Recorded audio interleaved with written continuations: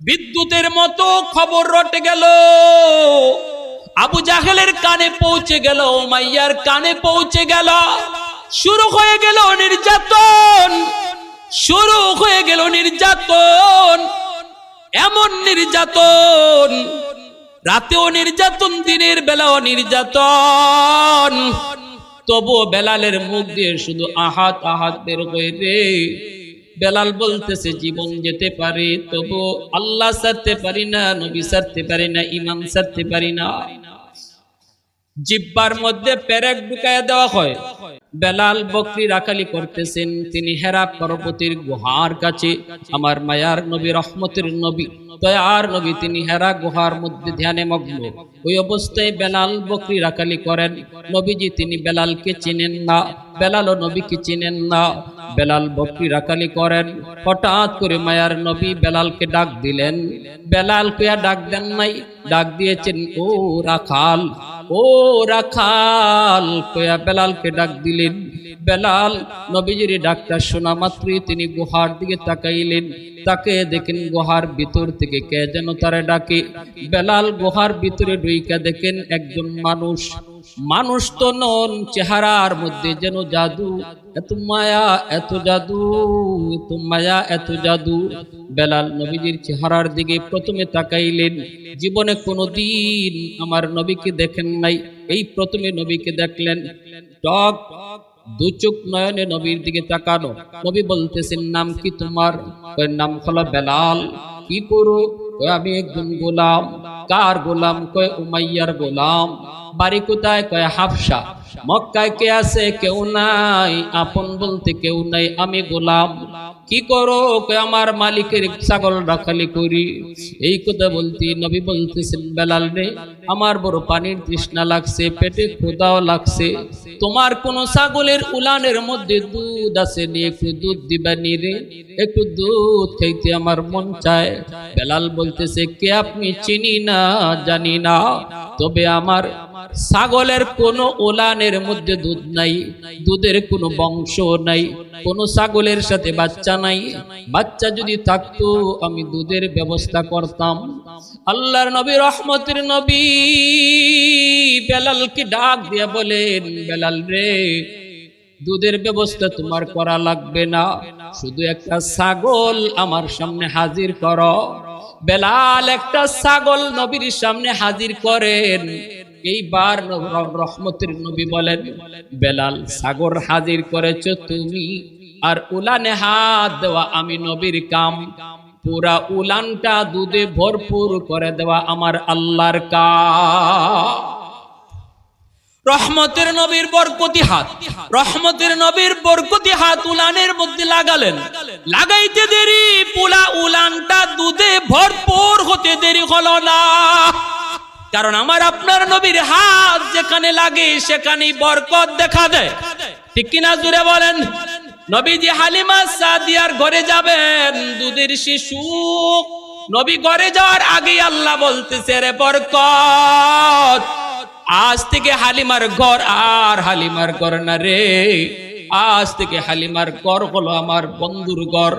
আমার বন্ধু ওই ঘরে যাওয়ার আগে আগে তোমরা দুনিয়ার বরকত আর হালিমার ঘরে পৌঁছে যাও। রহমতের নবীর হাত লাগাইয়ে দিলেন, উলানটা দুধে ভরপুর হয়ে গেল। এইবার নবীজি দুধ দহন করলেন। নবীজি দুধ দহন করে বলেন বেলাল তুমি খাও। এইবার নবীজি উলান থেকে দুধ নামাইলেন। বেলাল দুধ খাবেন কি? শুধু নবীর দিকে তাকায় রয়েছেন, অপলক নয়নে তাকানো। কে সেই মহামানব? কি তার পরিচয়? কোনোদিন তো তাকে দেখি নাই। হাতের মধ্যে তার কি? চেহারার মধ্যে এত জাদু কেন? বেলাল এই দিন চলে গেলেন। গেলেন তো গেলেন, কিন্তু রাতে ঘুম নাই। খাওয়ার সময় খানা ভালো লাগে না, গোসলের সময় গোসল বেলালের ভালো লাগে না। ঘুমাইতে গেলেও স্বপ্নে শুধু নবীকে দেখেন, কিন্তু তিনি যে নবী বেলাল তা জানেন না। বেলাল নবীর পরিচয়ও জানতে চান নাই। মনের ভিতরে শুধু একটাই প্রশ্ন, কে সেই মহামানব? আগামীকাল আমি তার পাশেই যায় ছাগল রাখালি করব। আগামীকাল আমি জিজ্ঞেস করব আপনি কে। আগামীকাল বেলাল ছাগল নিয়ে নবীর পাশেই আবার ছাগল রাখালি শুরু করলেন। মনের ভিতরে একটাই তার আশা, আজও যদি তিনি আমাকে ডাকেন আমি বকরি নিয়ে তার কাছে যাব। দ্বিতীয় দিনও নবী আবার ডাক দিলেন, ডাকটা দিতেই বেলালের কানে ডাকটা আবার পৌঁছে গেল। তিনি আবারও সেই বকরি নিয়ে নবীর সামনে গেলেন। গেলেন নবীকে জিজ্ঞেস করবেন, কে কে, কি আপনি, আপনার পরিচয় কি? কিন্তু রহমতের নবীর কাছে যাওয়া মাত্রই, চেহারা দেখা মাত্রই সব প্রশ্ন ভুলে যায়। আল্লাহু আকবার জোরে বলে। মনের ভিতরে যত জিজ্ঞাসা, নবীকে দেখা মাত্রই বেলালের সব মনের কথা সব তিনি ভুলে যায়।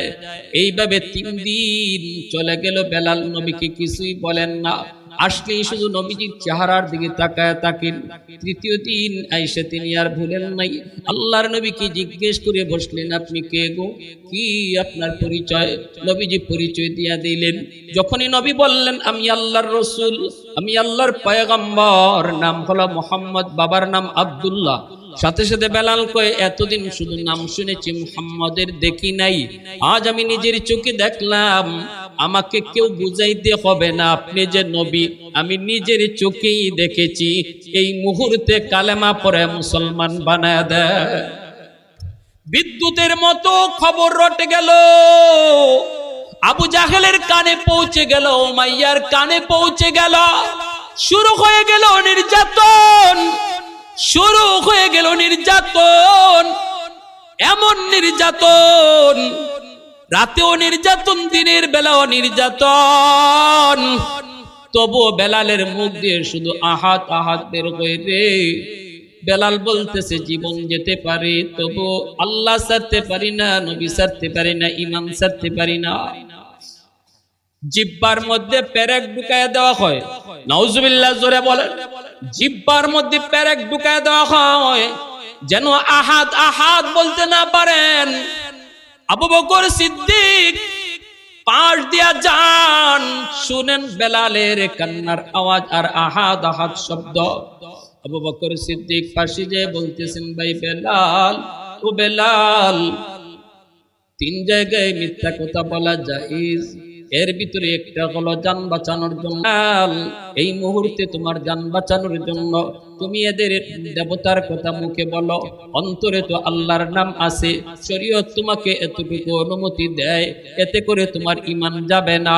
বেলাল তখন ডাক দিয়ে কয়, ভাই আবু বকর, আমি চাইলেও আমার জবান দিয়া আল্লাহ ছাড়া আর কিছু বের হয় না। আমি যদি চাই আমার আল্লাহর নাম ছাড়া অন্য কিছু বলবো, কিন্তু আমার জিহ্বা বলে না, জিহ্বা দিয়ে আল্লাহ ছাড়া অন্য নাম বের হয় না রে। এই কথা বলতে আবু বকরের চোখ দিয়ে পানি পড়ে। বেলাল কান্দে। আবু বকর নবীর কাছে চলে গেলেন, যায় বলতেছেন, নবী গো, বেলালকে উমাইয়া এবং উশৃঙ্খল যুবকগুলি মেরে ফেলবে। নবী গো, আপনি যদি অনুমতি দেন আমি বেলালকে উমাইয়ার কাছ থেকে কিনে আনবো। আল্লাহর নবী তখন বলতেছেন, ও আবু বকর, বেলালকে তুমি যেই পয়সা দিয়ে কিনবারে, এই পয়সায় আমি নবীরও কিছু পয়সা তুমি নিয়ে যাও। হাসরের মাঠে যদি আল্লাহ ডাক দিয়ে কয়, আমার বেলালকে কে পয়সা দিয়ে কিনছো, তুমি আবু বকর যখন দাঁড়াইবা, আমি নবীও তখন দাঁড়াবো। আমার বেলালের কি পরিমাণ দাম, কি পরিমাণ দাম! ও আবু বকর, হাসরের ময়দানে আমি আল্লাহর কাছে বলবো, মালিক, তোমার বেলালের যারা ক্রেতা ছিল, আমি নবী ও আবু বকরের সাথে একজন। আবু বকর 10টা স্বর্ণ মুদ্রা নিয়ে 100টা স্বর্ণ মুদ্রা লইয়া তিনি গেছেন। যত উমাইয়া চায় তত দিয়ে তিনি কিনে আনবেন। উমাইয়ার কাছে যায় বলতেছেন, ও উমাইয়া, এই গোলামটারে তুমি বিক্রি করবানি? উমাইয়া কয়, হ্যাঁ, আমি ওরে বিক্রি করে দিব। কোনো কথা শুনে না, শুধুমাত্র আহাদ আহাদ কয়। এত নির্যাতন, এত নিপীড়ন, মারতে মারতে আমরা ক্লান্ত, কিন্তু ও নিজে ক্লান্ত হয় না। আমি ওরে রাখবো না, বিক্রি করে দিব। আবু বকর সিদ্দিক বলেন, কত টাকা হলে তুমি বিক্রি করবা বলো? উমাইয়া বলতেছে, ঠিক আছে, তুমি কও। আবু বকর বলেন, না, তুমি কও, জিনিস তো তোমার, কত দিলে তোমার পুষবে তুমি বলো। এই কথা বলতে উমাইয়া কয়, দিয়ে দাও 10টা স্বর্ণ মুদ্রা। 10টা স্বর্ণ মুদ্রার বিনিময়ে আমি বিক্রি করব। এই কথা বলতে আবু বকর সিদ্দিক বলতেছেন, নাও 10টা স্বর্ণ মুদ্রা দিয়ে দিলেন। উমাইয়া ডাক দিয়া কয়, আবু বকর, মনে করেছিলাম তুমি বড় বুদ্ধিমান রে, কিন্তু এখন তো দেখতেছি তোমার বুদ্ধি বলতে কিছু নাই। যারে দিয়ে আমার কোনো কাম হয় না, একটা স্বর্ণ মুদ্রা দিলেও আমি বিক্রি করে দিতাম। আমি চাইলাম 10টা স্বর্ণ মুদ্রা, তুমি দিয়াও দিলা 10 স্বর্ণ মুদ্রা। সিদ্দিক বলে, আরে উমাইয়া, রতনে রতন চিনে, মানিকে মানিক চিনে, রতনে রতন চিনে, মানিকে মানিক চিনে, তুমি বেলালকে চিনো না। যে বেলালকে ক্রেতা হিসেবে আমার রাসূল পর্যন্ত টাকা দিয়া দিছে, যে বেলালের এত দাম, আল্লাহর কাছে এত দাম, তুমি যদি আমার কাছে 100 স্বর্ণ মুদ্রা চাইতা, আমি আবু বকর 100 স্বর্ণ মুদ্রা দিয়া কিনে নিতাম। কারণ তুমি বেলালকে চিনো না, চিনছেন আমার রাসূল, চিনছেন আমার রাসূল, আমার রাসূল। এরপরে বেলালকে নেওয়া মাত্র নবীজি বেলালকে রাসূলের পার্সোনাল সেক্রেটারি বানায় দিলেন। নবীজির পার্সোনাল সেক্রেটারি হয়ে গেলেন বেলাল। চেহারা তার সুন্দর না, কালো কুৎসিত, বংশ বলতে কিছু নাই, কিন্তু দিলটা তার আলোকিত, নূরে ভরপুর, আল্লাহর কাছে দামি, ইমানের নূরে নূরান্বিত। এজন্য আল্লাহ তারে দামি বানায় দিছে, ঠিক কিনা জুড়ে বলেন। কত দামি বানাইছে, সরওয়ারে দু জাহানের পার্সোনাল সেক্রেটারি হয়ে গেলেন। যে কোনো সাহাবী নবীর সাথে দেখা করতে হলে বেলালের পারমিশন নেওয়া লাগতো। এমনকি ওমর, আবু বকর, তারাও যদি নবীর সাথে দেখা করবেন, বেলালে হাবশির পারমিশন নেওয়া লাগতো। আল্লাহু আকবার, জোরে কোন। বেলালের পারমিশন ছাড়া সিদ্দিক আকবর আল্লাহর নবীর সাথে সরাসরি সাক্ষাৎ করতেন না। হযরত ওমরও যদি নবীর সাথে সাক্ষাৎ করতে যেতেন, বলতেন যে বেলাল, রাসূলকে যে বলো আমি একটু আল্লাহ নবীর সাথে দেখা করব। বেলাল আয়েশা রাসূলকে জিজ্ঞেস করতেন, ইয়া রাসূলুল্লাহ, অমুক দেখা করতে চায়। নবী যদি অনুমতি দিতেন তাহলে ঢুকতো। আল্লাহু আকবার, জোরে বলেন, আরো জোরে বলেন আল্লাহু আকবার। মানুষ নবীজির কাছে আসতো, নবীজির কাছ থেকে মেহমানদারি হতো। বেলাল মানুষের কাছ থেকে ঋণ করে এনে এনে নবীর মেহমানদের মেহমানদারি করাই দিতেন। এতে করে বেলালের কাছে অনেক লোকে টাকা পায়, তিনি ঋণী হয়ে গেলেন। ফজরে আজান দিবেন, ওই মুহূর্তে একজন ইহুদি আইসা বেলালের কলার ধরে ফেললো। বেলাল, আজান পরে দাও, আগে আমার ঋণ দাও।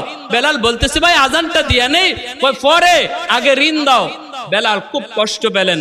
তিনি এইবার বলতেছেন, ইয়া রাসূলুল্লাহ, ওগো নবীজি, আমি তো মানুষের কাছে ঋণী হইছি আমার পরিবারের জন্য না, আপনার কাছে যারা মেহমান আসে তাদেরকে খাওয়াইতে যাইয়া, মেহমানদারি করতে যাইয়া আমি কিছু ঋণ করেছিলাম, ঋণের টাকা পরিশোধ করব কি কইরা। নবী গো, আমাকে আপনি অনুমতি দেন, আমি 3টা দিনের জন্য একটু বাহিরে যাব, যে কিছু কাজকর্ম করে টাকা পয়সা এনে ঋণ পরিশোধ করব। আল্লাহ নবী বলেন, ঠিক আছে, ফজরে আজান হোক, নামাজ হোক, এরপরে তুমি চলে যাও। ফজরে আজান হলো, নামাজ হলো, আল্লাহ রাসূল সাল্লাল্লাহু আলাইহি ওয়াসাল্লাম অনুমতি দিয়ে দিলেন। বেলাল গাট্টি বাঁধতেছেন, বেলাল গাট্টি বাঁধতেছেন, তিনি কাপড় চোপড় গোছাইতেছেন, রাসূলের কাছ থেকে সরে যাবেন 3 দিনের জন্য টাকা পয়সা জোগাড় করতে। ওই অবস্থায় আল্লাহর রাসূল দেখেন নবীজির সামনে 10টা উট বুঝাই করা মালামাল, কে পাঠাইলো, কোত্থেকে পাঠাইলো কেউ জানে না। নবীর সামনে 10টা উট বুঝাই করা মাল হাজির হয়ে গেছে। আল্লাহ নবী সিদ্দিক আকবরকে পাঠালেন, আবু বকর, দৌড়ে আমার বেলালকে থামাও, যে বলো বেলাল কোথাও যাওয়া লাগবে না, বেলালের ঋণ আল্লাহ পরিশোধ করে দিয়েছে। জোরে কোন সুবহানাল্লাহ। রাসূল রমজান মাস, আল্লাহ নবী সেহরি খাইতেছেন। বেলাল নবীজির মসজিদের মুয়াজ্জিন, আর মদিনার মসজিদের ইমাম হলেন রহমতের নবী, মুয়াজ্জিন হলেন বেলাল। আর মুয়াজ্জিনের একটা ডিউটি হলো ইমাম সাহেব কোথায় আছেন এটা একটু তার জানা থাকা। এটা মুয়াজ্জিনের একটা আলাদা ডিউটি, এটা মুয়াজ্জিনের ডিউটির ভিতরে পড়ে ইমাম সাহেবের খবর রাখা। বেলাল হাবশি সেহরির আজান দিয়ে দিবেন। ওই অবস্থায় মনে মনে ভাবতেছেন, আমি যে আজান দিব, আমার ইমাম সাহেব রহমতের নবী সেহরি খাইয়া শেষ করছেন, যে একটু যাইয়া দেখি। বেলাল গেছেন, যে দেখেন আল্লাহর নবী এখনো সেহরি খাইতেছেন। নবীজির পাশে একজন অপরিচিত মানুষ বসা, ওই মানুষটা নবীজির পাশে বসা, আর আল্লাহর নবী খানা খাইতেছেন, অথচ সেহরির টাইম শেষ, নবীজি তখনও খানা খান। বলুন তো, সেহরি খাওয়া ফরজ, ওয়াজিব না সুন্নত? সেহরি খাওয়া কি ফরজ, ওয়াজিব না সুন্নত? ফরজও না, ওয়াজিবও না, সুন্নত। আমাদের সমাজে একটা এরকম ভ্রান্ত ফতোয়া আছে, কেউ মনে করে সেহরি খাইতে না পারলে রোজা রাখা যায় না, এজন্য কিছু মানুষ আছে রোজা রাখে না। আজকে রোজা রাখলা না কেন? হুজুর সেহরি খাইতে পারি নাই, এজন্য রোজা রাখতে পারি নাই। অথচ সেহরি খাইতে পারেন না পারেন, সেহরির সাথে রোজার কোনো সম্পর্ক নাই। সেহরি খাইতে পারবেন, একটা সুন্নতের সওয়াব পাবেন। বাকি সেহরির সাথে রোজার এমন কোনো সম্পর্ক নাই যে সেহরি খাইলে রোজা রাখবেন, সেহরি না খাইতে পারলে রোজা রাখবেন না, এর কোনো সম্পর্ক নাই। সেহরি না খাইতে পারলেও রোজা রাখা ফরজ, ঠিক কিনা জোরে কোন? আপনি ঘুমায় রইছেন তবুও রোজা রাখতে হবেন। মনে রাখবেন, আমাদের সামনে পড়ছে বিদায় পাকে এই মাসালাটা বললাম, সেহরির সাথে রোজার সম্পর্ক নাই। বেলাল হাবশি আল্লাহর নবীর কাছে আইসা আওয়াজ দিয়ে বলেন, ইয়া রাসূলুল্লাহ, ইয়া রাসূলুল্লাহ, ওগো নবীজি সেহরির টাইম শেষ। আল্লাহর নবী যেই মাত্র আওয়াজ পাইলেন বেলাল বলতেছেন সেহরির টাইম শেষ, তখনই নবী বলতেছেন, ও সেহরির টাইম শেষ, ঠিক আছে বেলাল তুমি যাও, আমি দেখতেছি। বেলাল চলে আসলেন, মনে করছেন নবীজি হয়তো কানা বন্ধ করে দিবেন, একটু পরেই বেলাল আবার আজান দিবেন, কিন্তু ভাবতেছেন যে দেখি নবীজির সেহরি খানা শেষ হলোনি।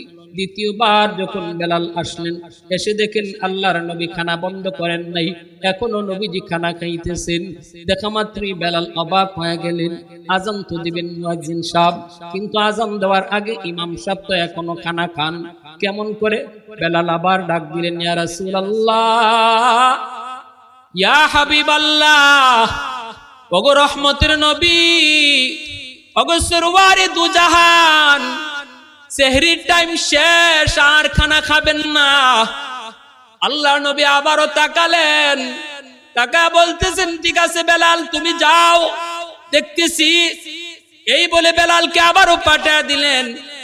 বেলাল আবারও চলে আসলেন, কিছুক্ষণ পরে আজান দিবেন, কিন্তু মনে মনে ভাবেন যে দেখি আমার নবী এখনো খানা বন্ধ করলেননি গো, এখনো খানা বন্ধ করলেননি। দুইবার গেলাম, নবী যে আমাকে খাইতে ডাকেন না। আবার নবী আমাকে বলেন তুই যাও, আমি দেখতেছি ঘটনাটা কি। এখন যে আজান দিব, যে দেখি আবার রাসূল খানা খায়া শেষ করছেননি।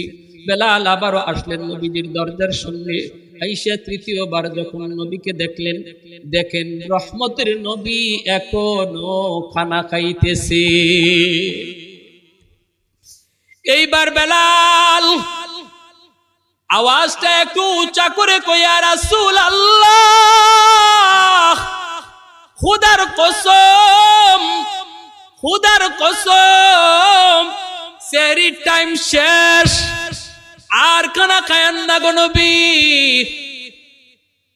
আল্লাহ নবী যেই মাত্র শুনলেন বেলাল বলতেছে খুদার কসম সেহরি টাইম শেষ, সাথে সাথে আল্লাহ নবী আওয়াজ দিয়ে বলতেছেন, আমার বেলাল কসম খেয়ে ফেলছে, আর কিছু চলে না, তাড়াতাড়ি বন্ধ করো। নবীজির মুখে যা ছিল নবী মুখ থেকে ফালায় দিলেন, সাথে সাথে হাতটা ধুয়ে ফেললেন। মেহমান তো নবীর পাশে বসা। আল্লাহর নবী খানাটা গুটে তিনি নবী মুখের সবকিছু মুখ থেকে ফালায়া নবীজি সুজা মসজিদে নববীতে চলে গেলেন। আল্লাহর নবী নবীজি ইমামতি করলেন। এরপরে নবীজি মিম্বরে বসে পড়লেন। সেই নবীজি সাহাবীদেরকে ডাক দিয়ে বলেন, সাহাবীরা রে, কে কোথায় একটু সামনে আগায় বসো, আমি নবীর একটু সামনে আগায় বসো। নবীজি ডাক দিয়ে কয়, কই আমার বেলাল, কই আমার বেলাল। বেলাল বলে, ইয়া রাসূলুল্লাহ, এই যে আমি আপনার সামনে, লাব্বাইক লাব্বাইক ইয়া রাসূলুল্লাহ। আল্লাহর নবীর সামনে বেলাল বসা। নবীজি এবার বলতেছেন, সাহাবীরা শোনো, একটু মন দিয়ে শোনো, আমার বেলালের কি পরিমাণ দাম আল্লাহর কাছে একটু শোনো, আমার বেলালের কি পরিমাণ মর্যাদা একটু শোনো। যেই বেলালের মক্কা মদিনায় আপন বলতে কেউ নাই, যেই বেলালের চেহারার সুরত ভালো না, গায়ের রং বলতে ভালো না, যেই বেলালের বংশ পরিচয় হলো সেগুলা, যেই বেলালের পক্ষে কেউ নাই, কেউ নাই, ঈমান আর আমলের নূরের কারণে আল্লাহর কাছে কি পরিমাণ দাম, কি পরিমাণ দাম। সাহাবীরা কান খাড়া করে শুনতেছেন। নবীজি বলেন আজকে সেহরির টাইমে আমি খানা খাইতেছি, বেলাল আমার কাছে যা ডাক দেয়া বলল, নবী গো সেহরির টাইম শেষ। আমি বললাম বেলাল তুমি যাও, আমি দেখতেছি। দ্বিতীয়বার বেলাল গিয়ে দেখে আমি তখনও খাইতেছি। বেলাল তখনও ডাক দিয়ে কয় নবী গো সেহরির টাইম শেষ। আমি তখনও বলছি আমি দেখতেছি, তুমি যাও। বেলাল চলে আসলো, তৃতীয়বার গিয়ে দেখে আমি তখনও খানা খাইতেছি। তখন বেলাল কসম খায় কয় নবী গো খোদার কসম সেহরির টাইম শেষ। আল্লাহর নবী তখন বলতেছেন সাহাবীরা শোনো, ও বেলাল তুমি একটু কও তো দেখি, আমার পাশে যে একজনকে তুমি দেখেছো মেহমান, তারে চেনোনি?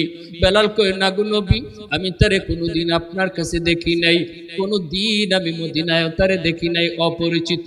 আল্লাহর নবী বলে জানোনি বেলাল ইনি কে? ইনি মানুষ নন, ইনি হলেন আল্লাহর নূরের ফেরেশতা, যার নাম জিবরাইল। প্রথমবার যখন তুমি যা বলেছো সেহরি টাইম শেষ, তখন জিবরাইল আমাকে কয় না গো নবী, আল্লাহ জানাইতেছেন সেহরি টাইম আরো আছে, আপনি খানা খান।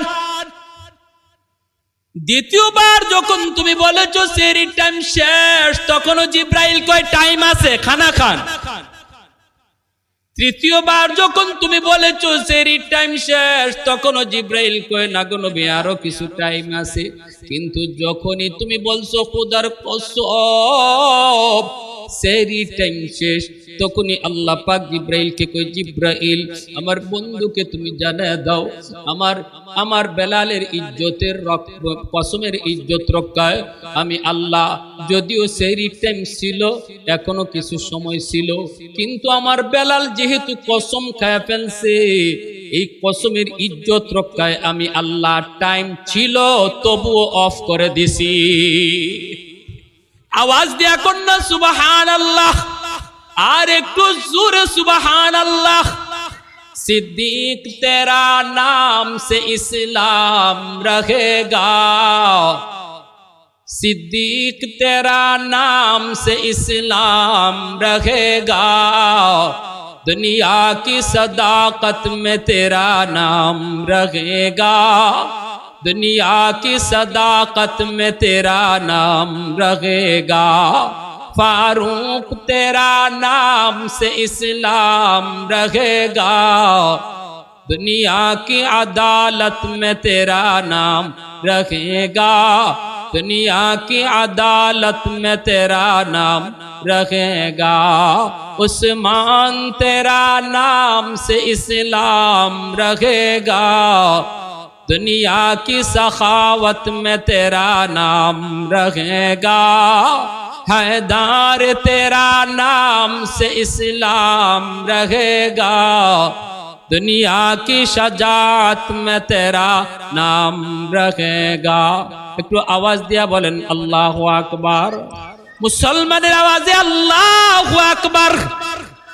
এজন্য আল্লাহ পাক এক নম্বর হলো খাঁটি ঈমান, আল্লাযীনা আমানু ওয়া কানু ইয়াত্তাকুন। দুই নম্বর হলো মুত্তাকি হও, আল্লাহর ভয় অন্তরে রাখো, আল্লাহর ভয় অন্তরে রাখো, আল্লাহকে ভয় করা শিখো। আল্লাহ পাক রব্বুল আলামিন কয় আল্লাহকে ভয় করার পদ্ধতি শিখানো হয় মাদ্রাসায়, মুত্তাকি বানানো হয় মাদ্রাসায়, তাকওয়ার পথ দেখানো হয় মাদ্রাসায়। এজন্য আল্লাহ কয় ইয়া আইয়ুহাল্লাযীনা আমানুত্তাকুল্লাহ ওয়া কুনু মাস-সাদিকিন। যদি তুমি মুত্তাকি হতে চাও তাহলে আলেমের সঙ্গ ধরো, যদি তুমি মুত্তাকি হতে চাও তাহলে আলেম বনো, যদি তুমি মুত্তাকি হতে চাও আলেমদেরকে মহব্বত করো, যদি তুমি মুত্তাকি হতে চাও আলেম উলামাদেরকে সাহায্য করো। এই চার পদ্ধতি দিয়ে মুত্তাকি হওয়া যায়। হয় তুমি আলেম বনো, নতুবা আলেমদেরকে মহব্বত করো। তিন নম্বর হলো আলেমদেরকে সাহায্য করো, আলেমরা যাতে পড়ে তার পড়ালেখার সাহায্য করো।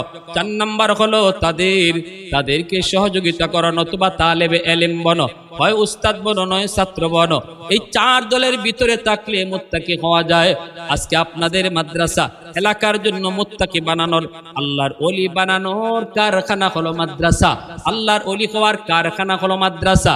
মাদ্রাসায় যারা পড়ে এরাও আল্লাহর ওলি, যারা মাদ্রাসায় পড়ায় এরাও আল্লাহর ওলি, যারা মাদ্রাসাকে মহব্বত করে এরাও আল্লাহর ওলি, যারা মাদ্রাসাকে সাহায্য করে এরাও আল্লাহর ওলি। চার পদ্ধতি দিয়ে আল্লাহর ওলি হয়। আল্লাহু আকবার জোরে বলেন। আর একটু জোরে আল্লাহু আকবার। নবী বলেন ফালা তাকুন খামিসা, 5 নম্বর দলে কেউ যেও না। অর্থাৎ তুমি আলেম ওলামার সাথে বিদ্বেষ রাখো না, মাদ্রাসার সাথে তুমি বিদ্বেষ রাখো না, মাদ্রাসাকে সাহায্য করতে পারো না, আলেমদেরকে ভালোবাসতে পারো না, তাহলে অন্তরের ভিতরে বিদ্বেষ রাখো না, হিংসা রাখো না, শত্রুতা রাখো না, তাহলে দুনিয়া বরবাদ, আখিরাতও বরবাদ। তাহলে ভাইয়েরা বন্ধুরা, আমার সন্তান মুত্তাকি হোক, আমার সন্তান আল্লাহর ওলি হোক, আমিও আল্লাহর ওলি হই। কারা কারা চাই একটু হাত তুলে আল্লাহরে দেখা। সন্তানও আল্লাহর ওলি হোক, আমিও আল্লাহর ওলি হই। সন্তান আল্লাহর ওলি হবে মাদ্রাসায় পড়াইলে, আর আমি আল্লাহর ওলি হব মাদ্রাসাকে মহব্বত করলে। ঠিক কিনা জোরে বলেন? মাদ্রাসাকে মহব্বত করলে, কোরআনকে মহব্বত করলে, কোরআন ওয়ালাদেরকে মহব্বত করলে আমি আল্লাহর ওলি হব। আর আমার সন্তান পড়লে আল্লাহর ওলি হবে, আমার সন্তান পড়াইলে আল্লাহর ওলি হবে, আমার সন্তান তাদেরকে ভালোবাসলে আল্লাহর ওলি হবে। এই 4 দলের ভিতরে থাকবো ইনশাআল্লাহ। ঘরে ঘরে আল্লাহর ওলি হোক, আমার প্রতি এলাকার প্রতিটা ঘর আল্লাহর ওলির ঘরে পরিণত হোক, প্রতিটা ঘর থেকে একজন হাফেজ, একজন আলেম আল্লাহ কবুল করুক। সবাই বলেন আমিন। আমি যেন একজন হাফেজের বাপমা হতে পারি। রাসূল সাল্লাল্লাহু আলাইহি ওয়াসাল্লাম বলেন, দুনিয়াতে ফাগরি দেয় উস্তাদ, 2 জন ছাত্ররে ফাগরি দিলাম আমরা, আর হাসরের মাঠে এই 2 জন হাফেজের বাপমার মাথায় পাগড়ি পরাইয়া দিবেন আল্লাহ নিজের হাতে। মান ক্বারাআল কুরআন ওয়া আমিলা বিমা ফীহি উলবিসা ওয়ালিদাহু তাজান ইয়াউমাল কিয়ামা দাউহু আহসানু মিন দাউইশ শামস। কোথায় হাফেজের মা, কোথায় হাফেজের বাবা? আল্লাহ তালাশ করবেন, আর নিজের হাতে আল্লাহ মুকুট পরাইয়া দিবেন, যেই মুকুটের পাওয়ার সূর্যের পাওয়ারের চেয়েও বেশি হবে। আল্লাহর হাতে কারা কারা পাগড়ি পরতে ইচ্ছা আছে? মনে মনে আল্লাহর হাতের পাগড়ি, আল্লাহর হাতে হাসরের মাঠে পাগড়ি পরার ইচ্ছা। যারা বিয়া শাদী করছেন না, এরাও তুলেন হাত। বিয়া তো কপালে আছে, ইনশাআল্লাহ করব। সন্তান আল্লাহর কাছে চাইমুন এক সন্তান, আল্লাহ যেন আমার সন্তানরে হাফেজ হিসেবে কবুল করে, তাহলেই আল্লাহর হাতে পাগড়ি পরা যাবে। আল্লাহ তুমি সবাইকে কবুল করো।